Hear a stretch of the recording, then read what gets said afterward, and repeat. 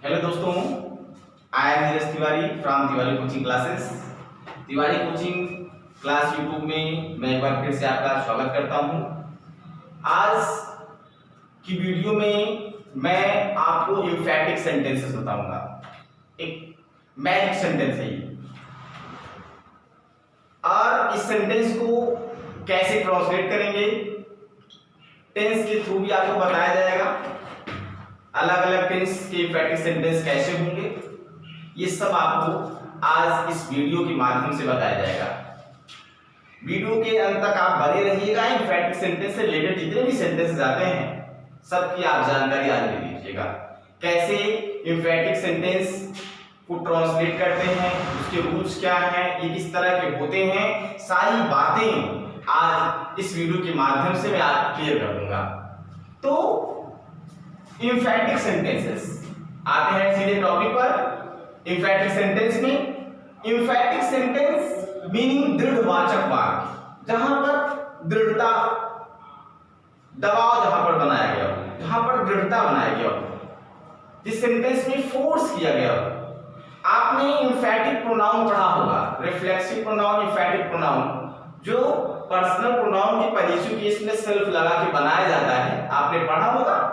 एम्फैटिक sentence, एम्फैटिक pronoun आपने पढ़ा होगा। बिल्कुल उससे डिफरेंट है ये, उसका जो पहचान है, जो उसके फंक्शंस हैं, उससे बिल्कुल ही डिफरेंट है। एम्फैटिक सेंटेंसेस मीनिंग वही, दृढ़ता, यहां भी फोर्स सेंटेंस में दिया जाता है। इसका हिंदी अर्थ क्या होता है?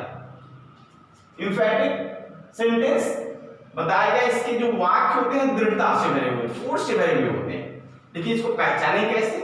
इसको पहचानने के लिए आपको तो या तो सही ये शब्द जानना। तो या तो सही, ये दो ऐसे शब्द हैं जो ये आइडेंटिफाई कर लेंगे कि ये सेंटेंस जो है एम्फैटिक सेंटेंस है।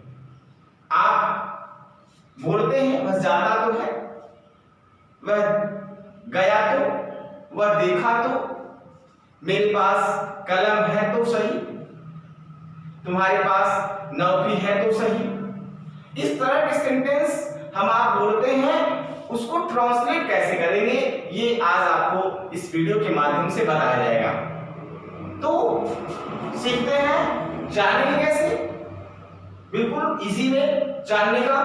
तो या तो सही एम्फैटिक सेंटेंस को आप पहचाने कैसे? हिंदी में तो या तो सही लगा हुआ होता है, लेकिन उसका पेज होता है तो बहुत जगह लगा होता है। क्या वो सारे सेंटेंस एम्फैटिक सेंटेंस है? नहीं। जब अराउंड सब्जेक्ट लगा,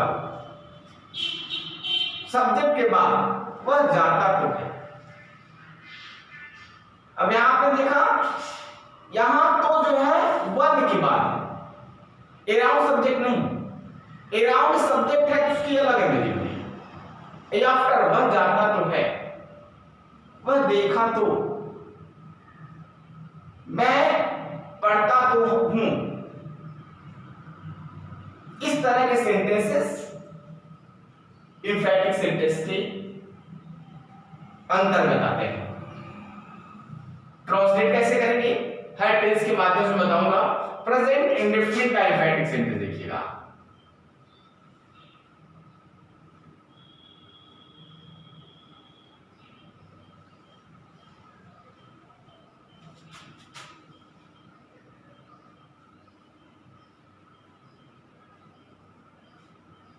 प्रेजेंट इंडेफिनिट का एम्फैटिक सेंटेंस कैसे होते हैं पहचानिए आप।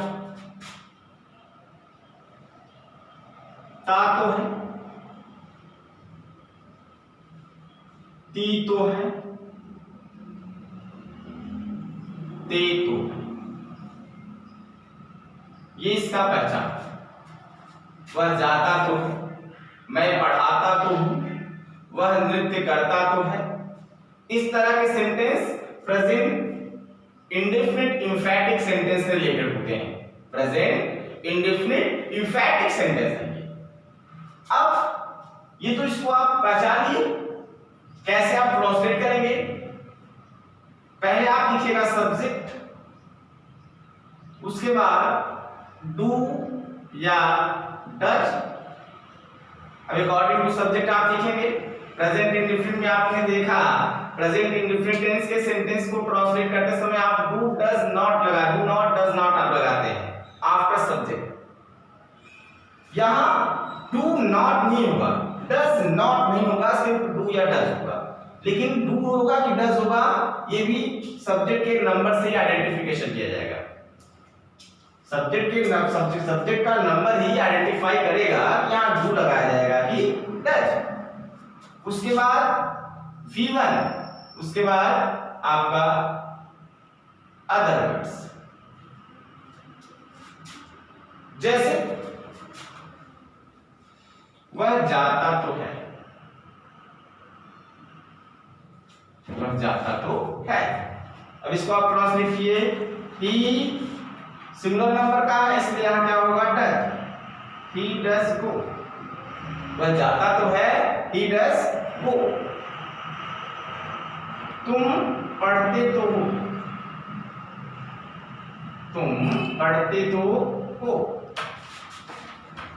अब तुम पढ़ते तो हो, यू प्लूरल नंबर का, यू डू रीड।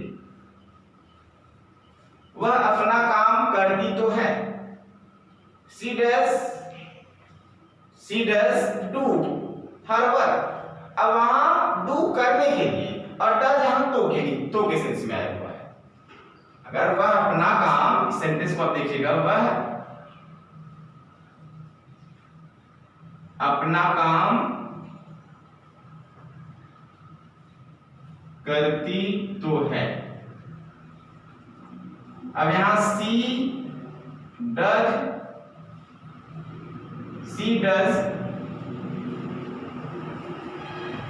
डू।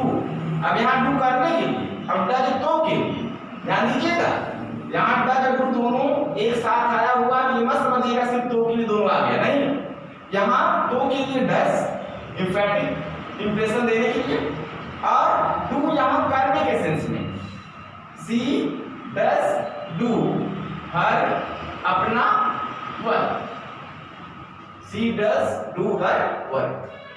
तो प्रेजेंट इंडेफिनिट के जो इंफैटिक सेंटेंस होते हैं इस तरह से होते हैं। आप तो ता है, तो ती है, ते तो है, इस तरह से आप उनको बचा सकते हैं। ट्रांसलेट कैसे करेंगे? बहुत ही इजी रूल्स आपको दिया गया। सब्जेक्ट डू या does, do does according to number and person of subject, and verb V1 क्रिया का मूल रूप, वर्ब का फर्स्ट फॉर्म, फिर और जो भी शब्द है उसको आप लिख सकते हैं। एग्जांपल्स आपको दे दिए गए हैं, तो आप प्रेजेंट इंडेफिनिट इंफैटिक सेंटेंस को आसानी से आप बचा सकते हैं। अब पास्ट इंडेफिनिट का इंफैटिक सेंटेंस होगा, तब उसको कैसे हम ट्रांसलेट करेंगे देखिएगा। यदि पास्ट इंडेफिनिट का इंफैटिक सेंटेंस है तो आप कैसे उसको पहचानेंगे?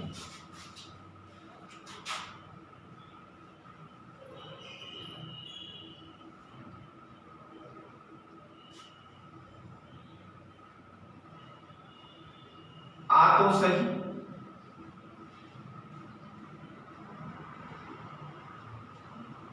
ई तो सही, ए तो सही, ये उसका पहचान, आप पहचानेंगे। अब ये क्या है बताइए? ये वॉवेल साउंड है। मैंने आपको पास्ट इंडेफिनिट को जब पढ़ा रहा था तो पास्ट इंडेफिनिट मैंने बता दिया था कि वर्ब में वॉवेल साउंड मिलता है, आ ई ए का साउंड मिलेगा, वॉवेल साउंड मिलेगा, तभी आप उसको आइडेंटिफाई करते हो पास्ट इंडेफिनिट का सेंटेंस है। बिल्कुल पता तो वही होगा, तो सही जुड़ा होगा। इसको कैसे ट्रांसलेट करेंगे? अगर इस तरह का सेंटेंस है तो कैसे ट्रांसलेट करेंगे? बहुत इजी है, टेंशन ना लीजिए, बिल्कुल टेंशन ना करिए, बहुत ही आसानी से इसको आप ट्रांसलेट कर सकते हैं। जैसे आप प्रेजेंट इंडेफिनिट इंफैक्टिव को ट्रांसलेट किया, बिल्कुल सेम उसी तरह का है। आसानी से देखिए रूल्स क्या है, लीजिए सब्जेक्ट, उसके बाद डिड आप लगा लीजिएगा। आपको पता है कि पास्ट इंडेफिनिट में डिड ही लगता है, सब्जेक्ट किसी भी नंबर का सिंगुलर हो या प्लूरल तो did verb V1 other words.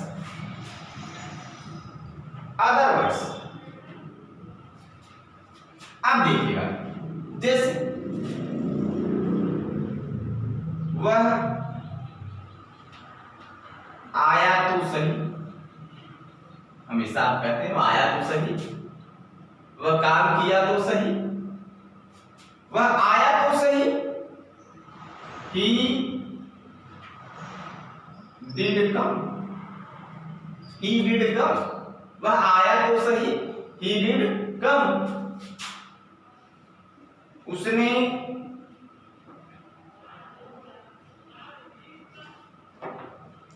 मेरी सहायता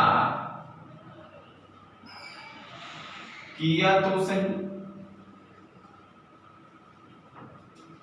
तो he did help me, he did help me।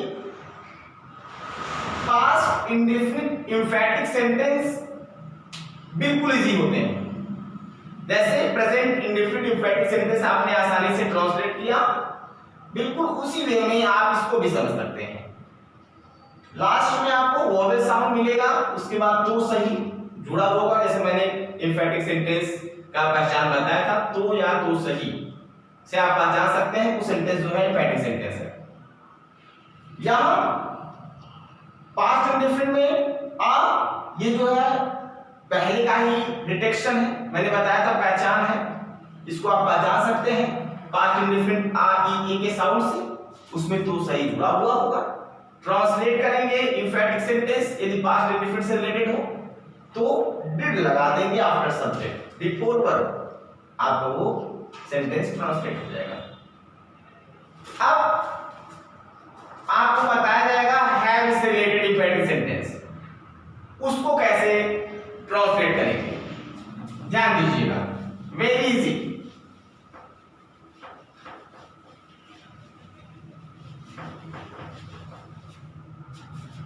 Have plus एम्फैटिक देखिएगा,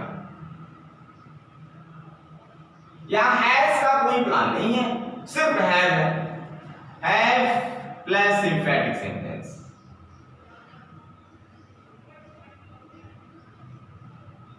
हैव प्लस एम्फैटिक,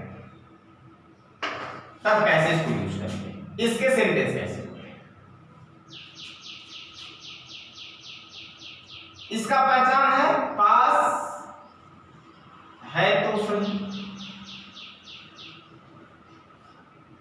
पास है तो सही, ये इसका पहचान है, पास है तो सही। जैसे ऑर्डर, यहां भी वही,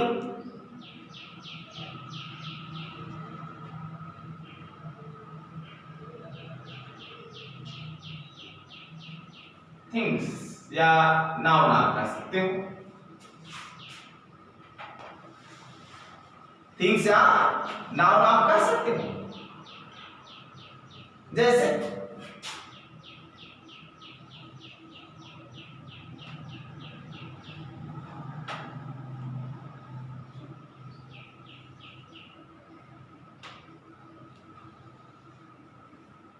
ये देखिए, जैसे मेरे पास एक जॉब है तो सही, तुम्हारे पास एक कलम है तो सही, इसको ट्रांसलेट करेंगे तो क्या रोज होगा, उस सेंटेंस को क्या कहते हैं, किस नाम से हम उसको जानते हैं, कैसे बताएंगे कि कौन सा सेंटेंस है, ये एम्फैटिक सेंटेंस है। अब रूल्स डिफरेंट मैं कुछ बता दे रहा हूं, प्रेजेंट इंडेफिनिट से रिलेटेड है एम्फैटिक, तो उसको कैसे ट्रांसलेट करेंगे, पास्ट इंडेफिनिट से रिलेटेड है तो उसको कैसे ट्रांसलेट करेंगे, हैव से रिलेटेड है पास्ट के सेंस में एम्फैटिक, तो उसको कैसे ट्रांसलेट करेंगे। बहुत इजी वे में हर सेंटेंस को मैं क्लियरफाई कर दे रहा हूं, आसानी से एम्फैटिक सेंटेंस के सारे फंक्शन जो है आज बिल्कुल क्लियर हो जाएंगे आपके माइंड से। आई, अब plural number do, I do have a job, I do have a job. आसानी से तुम्हारे पास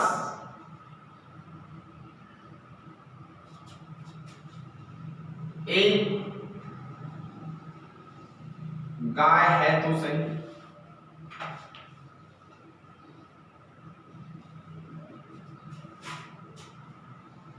है तो सही। अब इसको you do have a cow हो गया।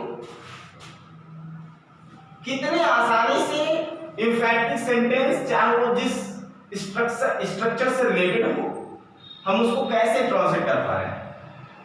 सिर्फ मैंने आपको बता दिया है तो या तो सही कि अंग्रेजी सिर्फ 3 होती है, ध्यान दीजिएगा। अब आप जितना फंक्शन पढ़ेंगे, चाहे वो प्रेजेंट इंडेफिनिट से रिलेटेड हो, चाहे पास्ट से हो, चाहे हैड से हो, चाहे आपका इंपरेटिव सेंटेंस होगा भी बताऊंगा, उसको उससे रिलेटेड हो, लेकिन इसकी 3 ही अंग्रेजी होती है। इंफैक्टिक सेंटेंस का हिंदी अर्थ, यही आप अभी तक जाने हुए हैं, इंफैक्टिक सेंटेंस का हिंदी अर्थ क्या होता है, तो या तो सही। उसकी अंग्रेजी में 3 ही होती है। उसकी अंग्रेजी होती है डू, डज, डिड, ये जानते रहिएगा। अभी आप तीनों हर सेंटेंस में पाएंगे यदि वो सेंटेंस इंफैक्टिक होगा तो। आपने देखा यहां भी डू, यहां भी डू, और प्रेजेंट इंडेफिनिट इंफैक्टिक आपने देखा, पास्ट इंडेफिनिट इंफैक्टिक देखा, वहां भी आपको डू, डज, डिड मिला। तो या तो सही की अंग्रेजी सिर्फ डू, डज, डिड ही होता है, अर्थात हम डू, डज, डिड के हेल्प से इंफैक्टिक सेंटेंस को ट्रांसलेट कर सकते हैं। यदि सेंटेंस आपका पास था तो सही, इस तरह से हो, पास था, तो क्या करेंगे? बहुत इजी है। इसमें आप हैव में कोई मूवमेंट नहीं करेंगे, सिर्फ आपका यहां हो जाएगा डिड। देखा अगर पास था तो सही है तो डिड हो जाएगा। कुछ एग्जांपल्स लेते हैं।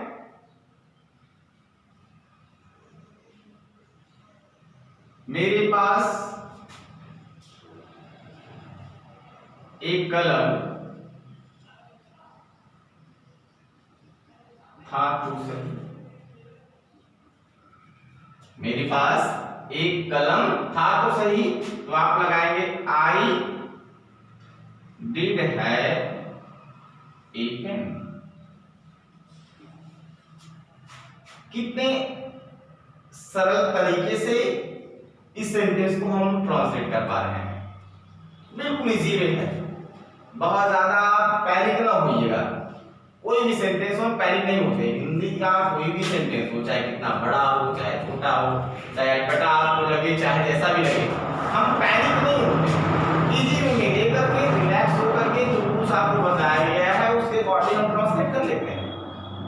धीरे धीरे इंग्लिश ग्रामर के सारे चैप्टर आपके सामने अपडेट होते जा रहे हैं, और मैं कोई भी ऐसा टॉपिक नहीं होगा, कोई भी ऐसा फंक्शन नहीं होगा जो मैं नहीं करूंगा। सब आपको मेरे वीडियो में आपको मिलते रहेंगे। मेरे चैनल को आप सब्सक्राइब करिएगा, जितने भी अपकमिंग वीडियोस आते रहेंगे वो आपको मिलते रहेगा, और आसानी से आप पढ़ भी सकते हैं, जान भी सकते हैं कि इंग्लिश ग्रामर कितने ही आसानी से हम सीख रहे हैं। कितने आसानी से, कितने सरल तरीके से इंग्लिश ग्रामर आप सीख लेंगे, ये आपको भी नहीं पता चलेगा। तो आपने पास था तो सही, ये सेंटेंस आपने देखा, इसको हम कैसे ट्रांसलेट करते हैं। अब देखिएगा,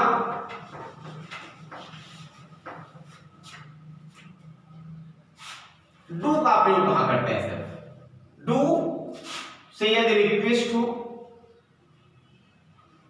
या ऑर्डर, चाहे रिक्वेस्ट हो चाहे ऑर्डर, तब क्या प्रयोग करते हैं? डू का प्रयोग कैसे करते हैं? जैसे अगर इस सेंटेंस को आप कहते हैं मुझे कलम दे दीजिए,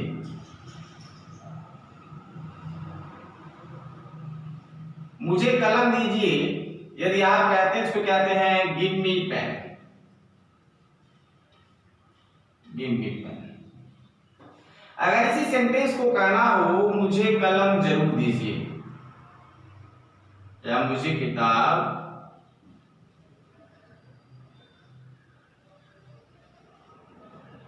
जरूर दीजिए, मुझे किताब जरूर दीजिए, हो जाएगा यहां do, do give me pen, do give me pen. अर्थात एक जरूर लग रहा है सेंटेंस में, जरूर, तो वहां आप डू लगा दीजिए।